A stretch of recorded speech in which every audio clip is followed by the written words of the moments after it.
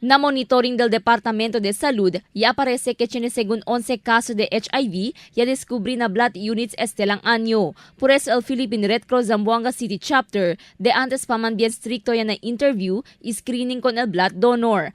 Según con el oficial encargado Jocelyn Fernandez, fuera na screening y interview ta conduci también test na sangre para asegura que libraw este na enfermedad. Enfermedad que ta incluye el hepatitis, malaria, HIV y otros pa. El proceso kasi aquí na Zamboanga, screening test le, and then si por ejemplo tiene yaman tabla kita reactive, no?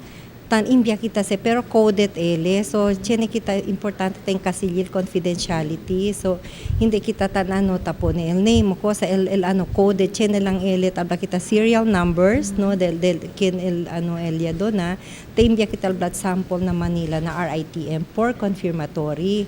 Last si mga previous years tan take time ele 1 month after sabi to result si confirm bale positive or negative.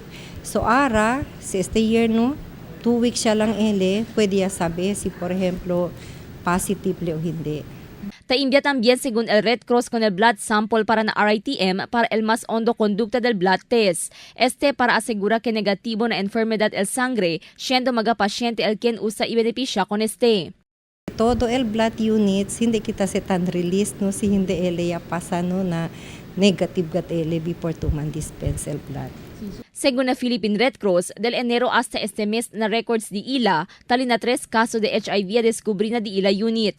El DOH de más temprano, ta-adverti con el Zamboanga City Medical Center y Red Cross Zamboanga City Chapter para hacer más distrito el di ila screening con mga blood donors. Asegura según el calidad del mga sangre, ta salides del mga blood donors, siendo salud y vida del otro pasyente el que da na peligro. Además, el Philippine Red Cross ya habla que ta está bastante el supply del sangre na syudad para contestar na necesidades del mga pasyente.